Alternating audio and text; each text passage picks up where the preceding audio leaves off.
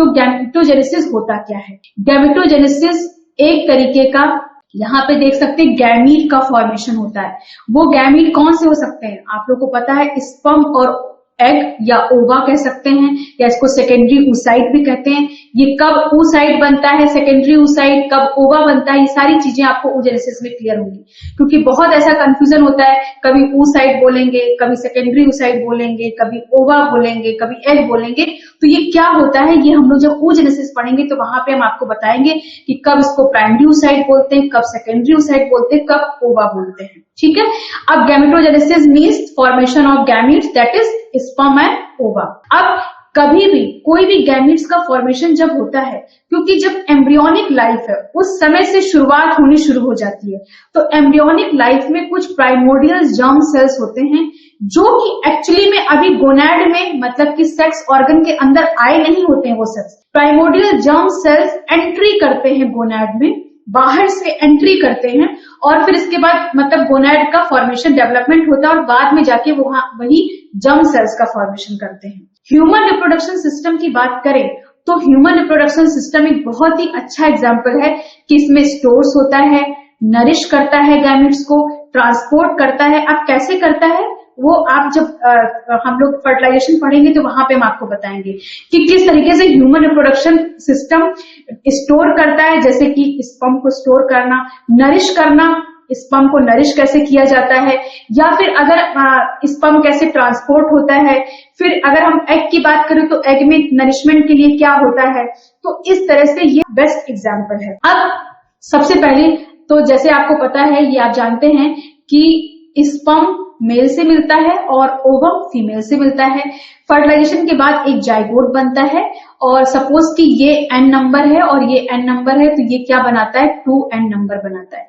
ये जो गैमीट का फॉर्मेशन होता है, ये जो गैमीट्स होते हैं, मतलब कि जो भी स्पर्म या ओवा है, तो इसमें अब जैसे अगर हम कोई गैमीट शब्द की बात करते हैं तो गैमीट शब्द का मतलब ही होता है दो चीजें कौन कौन सी? एक तो गैमीट होना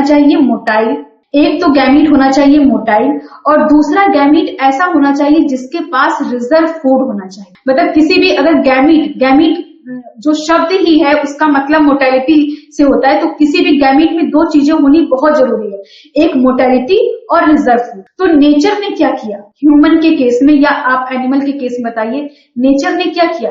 नेचर ने एक को दे दिया मोटेलिटी, ठीक है, किसको मोटेलिटी दी? स्पर्म को, ठीक है, स्पर्म को दे दी मोटेलिटी, और दूसरा रिजर्व फूड किसको दे दिया? एग को दे दिया, ठीक है।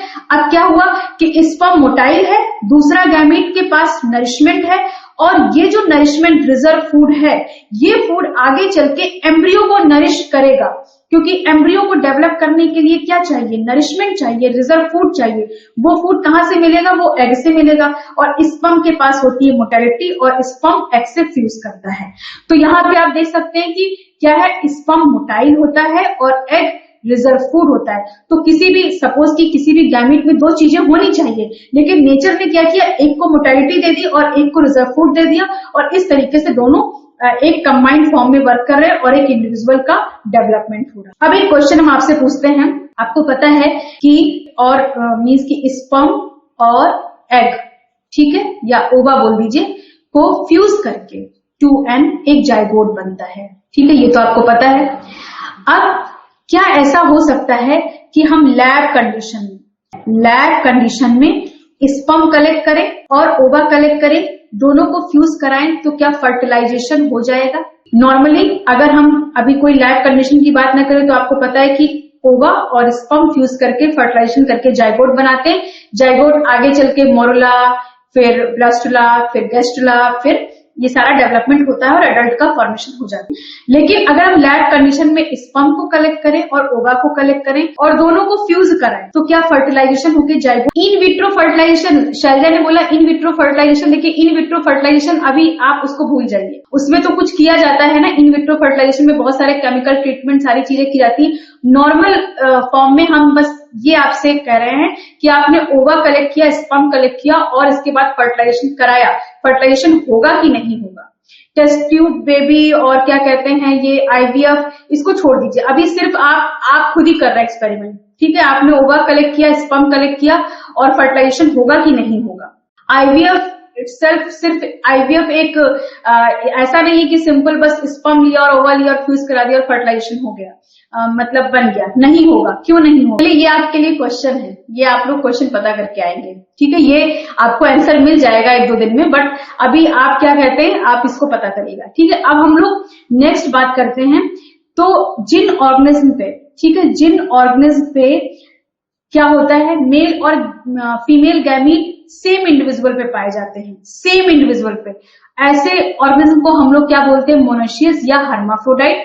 जैसे कि हर्माफ्रोडाइट का एक एग्जांपल सी एलिगेंस है, जिसमें मेल और फीमेल गैमीट्स दोनों सेम इंडिविजुअल पे पाए जाते हैं। और दूसरी कैटेगरी डायोसियस है, जिसमें कि स्पर्म और ओवा डिफरेंट इंडिविजुअल पे फॉर्म होते हैं, लेकिन स्पीसीज सेम होनी चाहिए, ठीक है, स्पीसीज सेम होनी चाहिए, भले ही डिफरेंट इंडिविजुअल क्या बनाएंगे, जैसे ह्यूमन का केस स्पर्म और ओवा, ठीक है। और ऐसे केसेस में सेपरेशन ऑफ सेक्सेस कॉल्ड गोनोकोरिज्म, इसको क्या बोला जाता है, ये वर्ड को बोला जाता है गोनोकोरिज्म, जहां पे सेक्स सेपरेट इंडिविजुअल में हो, मतलब कि मेल और फीमेल गैमीट अलग अलग इंडिविजुअल में फॉर्मेशन हो रहे हो, तो उनको बोला जाता है गोनोकोरिज्म, ठीक है। इसके बाद हम लोग नेक्स्ट आगे बढ़ते हैं। अब आपको स्पर्मेटोजेनेसिस का मतलब, स्पर्मेटोजेनेसिस इसका मतलब होता है स्पर्म का फॉर्मेशन करना, और oogenesis का मतलब होता है ओवा का फॉर्मेशन करना। अब इसके बाद हम लोग स्पर्मेटोजेनेसिस पे आते हैं। तो पहले तो स्पर्मेटोजेनेसिस में आपको कुछ चीजें जान लेनी होंगी कि जो स्पर्मेटोजेनेसिस होती है वो कितने तरह की होती है और कैसे कैसे होती है। एक कुछ ऐसे एनिमल्स होते हैं जो कि सीजनल ब्रीडर्स होते हैं, ठीक है। सीजनल ब्रीडर्स में मतलब स्पर्म की फॉर्मेशन पर्टिकुलर सीजन में होती है, जैसे कि किसी लो टेम्परेचर में स्पर्मेटोजेनेसिस, स्पर्म का फॉर्मेशन लो टेम्परेचर में हो रहा है, तो ऐसे एनिमल में क्या होता है कि एक ब्रीडिंग सीजन होता है, पर्टिकुलर ब्रीडिंग सीजन होता है, उसी सीजन में स्पर्मेटोजेनेसिस पाई जाती है। ऐसे केसेस में भाई टेस्टिस का काम है स्पर्म को बनाना, तो ऐसे केसेस में क्या होता है कि जो टेस्टिस होती है वो डिसेंड होती है स्क्रोटम में, और फिर इसके बाद जैसे ही मतलब कि स्क्रोटम एक स्ट्रक्चर होता है जहां पे टेस्टिस डिसेंड होती है, डिसेंड होने के बाद स्पर्मेटोजेनेसिस हुआ, मतलब स्पर्म का फॉर्मेशन हो गया। स्पर्म का फॉर्मेशन होने के बाद फिर से टेस्टिस वापस एब्डोमिनल कैविटी में एसेंड हो जाती है। तो इससे क्या होता है कि जिस समय स्क्रोटम में टेस्टिस डिसेंड है, सिर्फ उसी समय स्पर्मेटोजेनेसिस हो सकता है।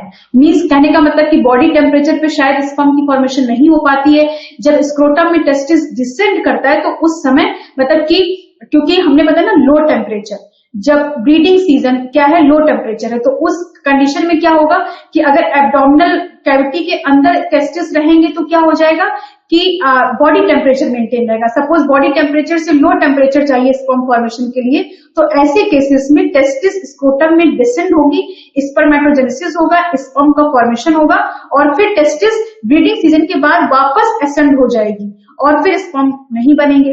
तो ऐसा एग्जाम्पल क्या होता है, बैट का होता है, तो इसको बोला जाता है सीजनल ब्रीडर्स। दूसरे होते हैं एक्स्ट्रा एब्डोमेन, तो कुछ एनिमल्स इंक्लूडिंग ह्यूमन जहां पे स्पर्मेटोजेनेसिस क्या होता है, स्पर्म का formation through out the year होता है। ऐसे केस में टेस्टिस ऑलरेडी स्क्रोटम में डिसेंड फॉर्म में रहती है, एब्डोमिनल कैविटी मतलब कि एक सब एब्डोमिनल कैविटी होती है जहां पे टेस्टिस लाई होते हैं, और वहां पे स्पर्मेटोजेनेसिस का फॉर्मेशन मतलब स्पर्म का फॉर्मेशन होता है। तो वो एक्चुअली वहां पे क्या होता है कि टेस्टिस एसेंड और डिसेंड नहीं होते, जिस फॉर्म में मतलब कि जब एम्ब्रियोनिक डेवलपमेंट होता है तो एम्ब्रियोनिक डेवलपमेंट एब्डोमिनल कैविटी के अंदर ही ये टेस्टिस का डेवलपमेंट होता है ह्यूमन के केस में। लेकिन जब एम्ब्रियो 7 मंथ गेस्टेशन में पहुंचता है तो उस समय टेस्टिस को डिसेंड करा दिया जाता है स्क्रोटम में, और वो फिर throughout the year descend ही रहती है टेस्टिस। तो ऐसा इसलिए होता है कि बॉडी का या ह्यूमन की बॉडी का जो टेम्परेचर होता है उस टेम्परेचर में स्पर्म की फॉर्मेशन नहीं हो सकती है। टेम्परेचर चाहिए 2 डिग्री लेस, मतलब कि जो बॉडी टेम्परेचर है उससे 2 डिग्री, सपोज कि 37 डिग्री मान लीजिए फॉर एग्जांपल टेम्परेचर है, तो उससे क्या होगा 35 डिग्री, कुछ इस टाइप का टेम्परेचर चाहिए। 2 degree less temperature human body से चाहिए होता है, इसलिए टेस्टिस को डिसेंड कराया जाता है सब एब्डोमिनल कैविटी में, और इसकी वजह से थ्रू आउट द मतलब की लाइफ टाइम स्पर्म की फॉर्मेशन होती है। ऐसे केस में एग्जाम्पल है ह्यूमन, लायंस और हॉर्स। अब कुछ एनिमल्स कुछ ऐसी स्पर्मेटोजेनेसिस होती है जहां पे इंट्रा एब्डोमेन होता है। इसमें स्पर्मेटोजेनेसिस कैसा होता है, इनसाइड द बॉडी। अब यहाँ पे जो स्पर्म की फॉर्मेशन होती है उनको बॉडी टेम्परेचर का कोई इफेक्ट नहीं होता, मीन्स की उनके लिए जो बॉडी टेम्परेचर एनिमल का है वो मतलब सफिशिएंट है या एनफ है, या आप ये कह सकते हैं कि उससे कोई प्रॉब्लम नहीं है। इस वजह से ऐसे केसेस में जो टेस्टिस होती है वो इंट्रा एब्डोमेन होती है, एब्डोमेन में ही टेस्टिस पाई जाती है, कोई स्क्रोटम स्ट्रक्चर या सब एब्डोमिनल कैविटी नहीं होती है। तो ऐसे केस में स्पर्म की फॉर्मेशन बॉडी टेम्परेचर पे ही हो सकती है। इसके एग्जांपल्स हैं जैसे कि व्हेल, एलिफेंट, ये सारे एग्जांपल्स होते हैं। तो ये स्पर्मेटोजेनेसिस में 3 कैटेगरी है। एक सीजनल ब्रीडर्स होते हैं। सीजनल ब्रीडर्स क्या करते हैं कि पर्टिकुलर सीजन में स्पर्मेटोजेनेसिस करते हैं। एक्स्ट्रा एब्डोमेन में, एक्स्ट्रा एब्डोमेन मीन्स की सब एब्डोमिनल कैविटी में टेस्टिस डिसेंड रहते हैं और स्पर्मेटोजेनेसिस पूरे मतलब की लाइफ टाइम होता रहता है। इंट्रा एब्डोमेन में ऐसे एनिमल में क्या होता है कि बॉडी टेम्परेचर पे स्पर्म की फॉर्मेशन हो सकती है, तो यहाँ पे टेस्टिस डिसेंड नहीं किए जाते हैं। तो ये आपको समझ में आ गया होगा। यहाँ पे लास्ट ये लाइन लिखी हुई है कि जो बेसिकली ह्यूमन के केस में 7 मंथ ऑफ गेस्टेशन पे ही टेस्टिस डिसेंड होते हैं, उसके पहले एब्डोमेन में ही कैविटी का फॉर्मेशन हो गया। कैसे स्पर्मेटोजेनेसिस होता है, ठीक, स्पर्मेटोजेनेसिस के टाइप आपने देख लिए, कितने तरह का, किस किस समय कहाँ पे कैसे होता है। इसके बाद अब यहाँ पे हम लोग देखते हैं कि एक बहुत इंपॉर्टेंट सेल्स होते हैं primordial precursor primordial germ sales, precursor primordial germ sales, जो कि इन्वॉल्व होते हैं कहाँ पे, स्पर्म की फॉर्मेशन के लिए, स्पर्म की फॉर्मेशन के लिए।